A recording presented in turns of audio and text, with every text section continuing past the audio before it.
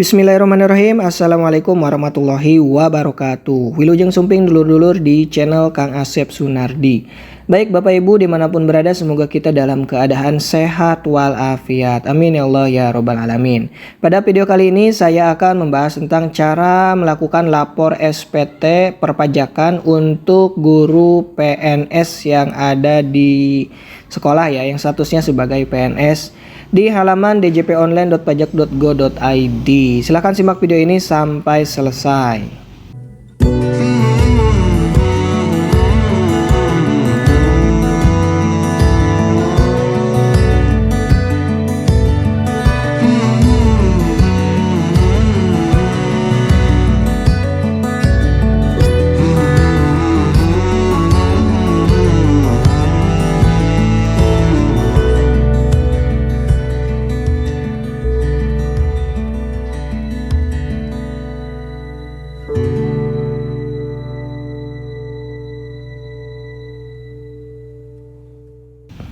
Nah, baik, yang pertama Bapak Ibu, di sini saya menggunakan laptop ya. Bapak Ibu juga bisa menggunakan HP ya. Sebenarnya di HP juga gampang, tapi di sini supaya perekamannya lebih lebar ya. Jadi di sini saya menggunakan laptop. Nah, silahkan Bapak Ibu sebelum melakukan pelaporan, lapor SPT, disiapkan terlebih dahulu kertas perpajakannya seperti ini, bukti potongan pajak. Ya, untuk PPh atau pasal 21. Ya, ini untuk penghasilan ya atau honorarium. Itu yang pertama. Kemudian yang kedua adalah akun untuk DJP online-nya, yang pastinya nomor NPWP dan kata sandinya pastikan kita sudah punya. Nah, setelah itu Bapak Ibu masuk ke halaman DJP online di sini ya. Bisa dicari di Google DJP online. Nah, kalau sudah nanti masuk ke halaman seperti ini. Oke, langsung saja di sini kita akan memasukkan NPWP, kemudian nama sandinya, kemudian kita masukkan kode keamanan, setelah itu login. Nah, Bapak Ibu kalau sudah nomor NPWP, kata sandi dan kode captcha-nya di sini kalau sudah diisi, langsung saja kita klik login ya. Nah, pada halaman yang pertama di sini adalah menu informasi. Di sini juga ada kartu NPWP. Kita bisa mendownload kartu NPWP dengan cara mengklik kirim ke email ya. Nanti kartu NPWP-nya akan dikirim melalui email dan bisa kita cetak. Kemudian di sini ada menu profil, kemudian ada menu bayar dan menu lapor. Kita klik menu lapor untuk melakukan pelaporan ya. Nah, pada halaman ini, nah kita pilih masuk ke e-filing ya. Di sini e-filing kita klik atau kita pilih ya. Nah, kemudian di sini ada arsip atau riwayat pelaporan. Terakhir itu adalah tahun 2021 pembetulan ke-1. Nah, di sini juga ada menu buat SPT, draft SPT. Kalau untuk draft SPT itu kita sudah membuat tapi belum selesai. Belum selesai. Nah, di sini ada yang belum selesai ya. Ini untuk tahun 2021. Ini diabaikan saja. Nah, kalau kita mau membuat SPT yang baru, kita pilih saja di sini buat SPT. Nah, selanjutnya di sini kita ada pilihan ya, apakah Anda menjalankan usaha atau pekerjaan bebas. Usaha atau pekerjaan bebas, karena di sini statusnya sebagai PNS di sekolah, jadi tidak memiliki usaha. Kita klik tidak. Kemudian apakah Anda seorang suami atau istri yang menjalankan kewajiban perpajakan terpisah? Kita pilih iya, karena memang terpisah atau pisah harta. Nah, kita akan menggunakan formulir 1770S. Pilihlah POM yang akan digunakan. Mana yang akan kita gunakan? Kita bisa dengan bentuk formulir atau dengan panduan atau dengan upload SPT. Nah, kita pilih saja di sini dengan bentuk formulir biar lebih gampang. Nah, di sini SPT 1770S dengan formulir kita klik ya. Nah, kemudian kita diarahkan untuk mengisi data awal, yaitu tahun perpajakan. Yang pertama tahunnya kita pilih 2022. Nah, kalau misalkan belum pernah mengisi untuk tahun 2022, maka di sini akan pilihannya normal. Kalau misalkan kita sudah pernah mengisi, mau membetulkan atau merapihkan lagi data yang sudah ada, kita masuknya ke pembetulan. Nanti tinggal masuk ke pembetulan keberapa. Nah, kita pilih normal saja ya, karena memang belum mengisi untuk tahun 2022. Kita klik selanjutnya. Kemudian Bapak Ibu di sini bagian A penghasilan yang dikenakan PPh final dan atau bersifat final. Nah, kita tambah.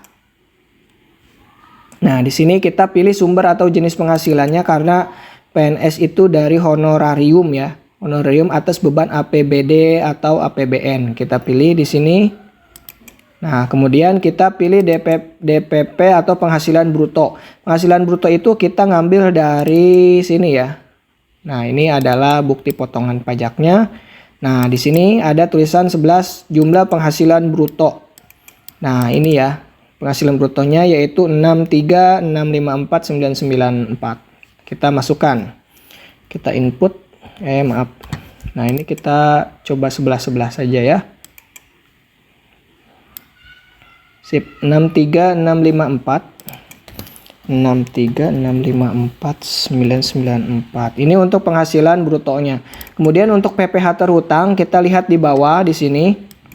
Ada nggak untuk PPh maaf. Nah, ini ya. Untuk PPh 21 pasal 21 terhutang nomor 22. Ini ada nggak di sini? Kalau misalkan ada silahkan diinput. Kalau nggak berarti tinggal tulis saja di sini 0. Kalau tidak diisi, dia tidak akan bisa menyimpan.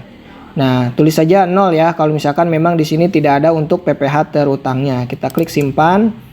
Nah, ini untuk bagian A ya. Kemudian kita pilih lanjut ke daftar harta. Nah, Bapak Ibu, di sini kita pilih saja di sini harta pada SPT tahun lalu. Nah, di sini sudah saya inputkan pada tahun lalu yaitu untuk tanah dan rumah. Kalau misalkan Bapak Ibu belum ada harta pada di sini ya, di sini pada harta tahun lalunya silahkan klik saja tambah. Kemudian pilih kode hartanya. Saya sarankan lebih baik untuk rumah saja. Kalau memang punya rumah sendiri ya. Nah, di sini tanah dan atau bangunan untuk tempat tinggal. Nah, kemudian di sini nama hartanya misalkan tanah dan rumah, atau bisa rumah saja atau bisa tanah saja. Nah, kemudian untuk tahun perolehannya tahun berapa, misalkan tahun 2010. Untuk harganya berapa, misalkan 100 juta seperti ini. Nah, keterangannya di sini misalkan tanah dan rumah, tulis saja seperti ini ya. Kemudian kalau sudah disimpan, karena saya di sini sudah ada jadi kita tidak menyimpannya. Nah, nanti akan seperti ini ya untuk data harta. Kemudian Bapak Ibu kita lanjut ke daftar hutang. Kalau misalkan Bapak Ibu punya utang silahkan ditambahkan. Kalau tidak, kalau punya silahkan klik tambah. Kalau tidak langsung saja ke daftar tanggungan. Nah, kita klik di sini tanggungan pada SPT tahun lalu. Nah, Bapak Ibu seharusnya di sini ditambahkan ya untuk anggota keluarganya. Nah, misalkan di sini namanya siapa, untuk nama istri atau suami atau anak ya. Misalkan nama anaknya siapa, misalkan Ahmad. Nah, nomor nicknya berapa. Kalau misalkan kita lupa nomor nicknya diisi saja dengan 0. 00 sebanyak 16 ya. Tuh 2, 3, 4, 5, 6, 7, 8, 9. Nah, kemudian hubungan keluarganya itu anak, pekerjaannya apa, misalkan pelajar. Kalau masih pelajar. Setelah itu baru klik simpan. Di sini saya tidak akan menambahkan ya. Jadi kita lewat saja. Kemudian setelah itu kita klik selanjutnya. Nah, pada halaman ini, lampiran pertama, halaman ketiga ya. Pada bagian apa ini? Bagian penghasilan neto dalam negeri lainnya. Ada nggak di sini bunga? Kalau misalkan ada, silahkan ditambahkan. Kalau nggak, langsung saja ke B. Nah, di sini penghasilan yang tidak termasuk objek pajak. Apa saja yang tidak termasuk objek pajak? Silahkan dimasukkan. Kemudian lanjut ke bukti potong. Ini kalau ada ya, kalau nggak dilanjut saja. Lanjut ke bukti potong. Nah, ini yang harus kita isi nih, wajib. Nah, di sini kan ada bukti potong. Bukti potongnya itu yang ini ya, bukti potongan pajak. Nah, ini kita masukkan, klik tambah. Kemudian kita pilih jenis pasalnya itu 21. Nah, pasal 21 ya, sesuai dengan ini ya, pasal 21 bagi pegawai negeri sipil. Kemudian NPWP pemotong atau pemungut pajak. Nah, kita ambilnya dari sini. NPWP pemotong. Nah, ini bendahara ya. Terus namanya juga yang ini. Oke. Nah, ini namanya diisi secara otomatis. Kalau kita sudah memasukkan NPWP-nya nanti namanya secara otomatis. Kemudian nomor bukti potong itu disesuaikan dengan yang ini ya. Ini nomor bukti potong yang atas bla bla bla bla 00 seperti teh 52 ya. Nah, ini tinggal disesuaikan saja 52. Seperti ini. Kemudian tanggal bukti potong, kita lihat tanggal bukti potongnya itu di bawah di sini ya. Ini salah nih, seharusnya 2022 bukan 2021. Tanggal 3 kita pilih dulu Desember 2022 tanggal 3. Nah, kemudian jumlah PPh yang dipotong atau dipungut, kita lihat ada nggak PPh yang dipotong. Ini mana ya? PPh yang dipotong di sini kosong ya, nggak ada ya. Nah, ini nih. PPh ini potong masih yang telah dipotong masa sebelumnya, atau ini yang telah dipotong dan dilunasi. Nah, ini harusnya di sini ya. Kosong ya. Berarti di sini kita tulis saja 0. Kemudian kita klik simpan. Nah, kalau sudah seperti ini kita klik selanjutnya. Nah, status perkawinan kita pilih di sini statusnya kawin. Karena di sini laki-laki dia selaku kepala keluarga. Kalau misalkan dia istri, kita pilihnya saja pisah harta, kemudian bisa memasukkan NPWP suaminya ya. Karena di sini sebagai kepala keluarga. Jadi kita pilih langsung saja ke lanjut ke A. Nah, Bapak Ibu, di sini penghasilan neto. Penghasilan neto dalam negeri sehubungan dengan pekerjaan. Karena pekerjaannya sebagai PNS, jadi penghasilan netonya berapa? Kalau tadi penghasilan bruto di awal, nah sekarang kita butuh data atau nominal penghasilan neto. Ngambilnya dari sini. 15 jumlah penghasilan neto 11 sampai 14. Atau ini jumlah penghasilan neto untuk perhitungan PPh. Nah, ini ya sama 57872. Kita masukkan di sini 57872 seberapa? 57872 57872 masih 0 hiji genep. Ya, ini ya. 0 hiji genep. Nah, selanjutnya kalau Bapak Ibu punya penghasilan luar negeri silakan dimasukkan di sini di bawah. Kalau tidak ada tidak usah. Nah, baik, ini sudah ya. Kemudian kita lanjut ke B. Nah, ini penghasilan kena pajak karena statusnya kawin. Nah, di sini nanti dimasukkan untuk yang tidak kena pajaknya berapa. Misalkan 3 atau punya anaknya 3. Nah, kemudian kita langsung saja ke C ya. PPh terutang, kemudian kita lanjut ke D. Ini tidak saya isi ya. PPh terutangnya kalau misalkan ada ya. Kemudian untuk kredit pajak. Nah, Bapak Ibu misalkan di sini ya. Untuk PPh terutang. Kalau misalkan Bapak Ibu di sini, maaf. Kalau misalkan di sini ada ya nominal PPh terutang, nanti akan muncul di sini. Nah, nanti akan muncul nominalnya untuk PPh terutang. Nah, kita harus bayar di sini. Nah, nanti kita harus masukkan di sini ya. Di mana ya? Pengambilan atau pengurangan PPh. Oh, bukan 24. Nah, kita masukkan di mana sih PPh terutang? Nah, bisa di sini ya, bayar sendiri atau nanti bisa di sini secara otomatis. Nah, karena di sini tidak ada, langsung saja ke E. Nah, Bapak Ibu yang harus jadi keterangan pada DJP online ini atau lapor SPT, keterangannya harus nihil ya. Kalau tidak nihil misalkan lebih bayar atau kurang bayar. Nah, itu tinggal disesuaikan lagi di di sini nih, di kredit pajak sama PPh terutangnya. Itu tinggal disesuaikan. Pokoknya hasil dari DJP online ini atau lapor SPT ini harus nihil. Kalau nihil berarti sudah aman. Kalau misalkan lebih bayar atau kurang bayar itu nanti bisa jadi masalah ya. Nah, kalau sudah nihil seperti ini, langsung saja kita lanjut ke F. Nah, di sini angsuran PPh pasal 25 tahun pajak berhitung. Ini kalau misalkan punya PPh 25 ya. Nah, angsurannya berapa? Nanti dimasukkan di sini. Ini untuk PPh 25 itu untuk badan usaha ya. Kalau misalkan kita punya usaha di luar. Nah, selanjutnya kita pilih saja lanjut ke pertanyaan. bla bla bla bla, klik saja setuju, langsung kita pilih selanjutnya. Nah, baik Bapak Ibu, di sini ada rekapan ya, mungkin jenis formulirnya ini tahunnya 2022, pembetulan status SPT nihil. Nah, ini statusnya harus nihil yang tadi sudah saya jelaskan. Kemudian catatannya harus sudah lengkap. Nah, kemudian Bapak Ibu, kita harus mengisi kode verifikasi. Nah, kita klik di sini, nanti akan dikirim melalui email atau nomor telepon. Nah, untuk menerima kode verifikasi.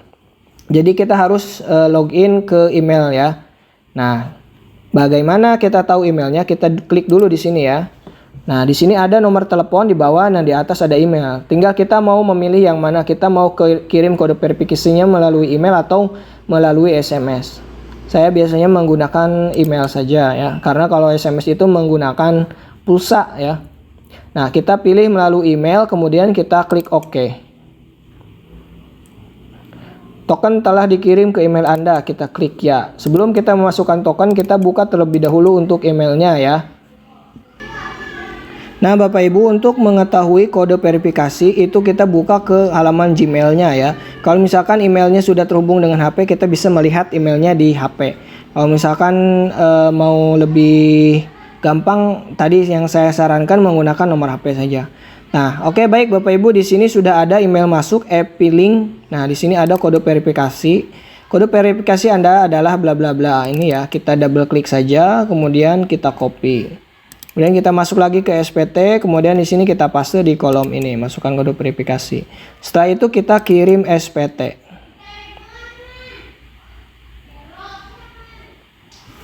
Oke, Bapak Ibu, penghasilan Anda di bawah PTKP, bla bla bla bla ya. Kemudian kita langsung saja tutup. Nah, di sini ada namanya apa ya?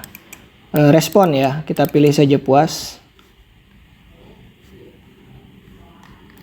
Oke, di sini kita sudah selesai ya. Nah, ini dia kembali lagi ke halaman arsip SPT dan di sini sudah masuk untuk tahun atau masa pajak untuk 2022. Ya, baik. Ini secara singkat ya untuk melakukan lapor SPT. Nah, kemudian Bapak Ibu untuk melihat hasil atau rekapan, kita pilih di sini lihat SPT. Nah ya, sebentar. Goeng. Nah, di sini kita bisa lihat identitas, kemudian induknya apa saja. Di sini kita bisa lihat apa yang sudah kita input tadi, kemudian kita lihat menu lampiran dan lampiran lain di sini ya. Oke. Nah, selanjutnya Bapak Ibu itu untuk melihat rekapan SPT yang sudah kita buat. Kalau misalkan kita ingin melihat bukti bahwa kita sudah melakukan SPT atau melakukan lapor SPT, kita pilih di sini lihat BPE. Nah, ini adalah bukti bahwa kita telah melakukan pengisian atau kita telah melakukan lapor SPT ya. Nah, di sini sudah ada tanggal penyampaian, tanggal 22 bulan 2 tahun 2023. Nah, baik seperti ini ya Bapak Ibu. Ini bisa difotokan atau bisa di di screenshot ya. Ini sebagai bukti saja sih sebenarnya. Oke. Kemudian kita tutup saja. Nah, baik Bapak Ibu, mungkin ini secara singkat dalam mengerjakan atau membuat lapor SPT. Semoga bermanfaat untuk Bapak Ibu yang masih belum paham cara melakukan lapor SPT di pajak atau di epilink.pajak.go.id ya. Terima kasih sudah menyimak video ini sampai selesai. Kalau misalkan merasa video ini bermanfaat, silahkan di like. Kalau tidak jadi masalah. Jangan lupa di share ya kalau memang merasa video ini bermanfaat untuk Bapak Ibu. Terima kasih, saya akhiri wabillahi taufiq wal hidayah. Wassalamualaikum warahmatullahi wabarakatuh.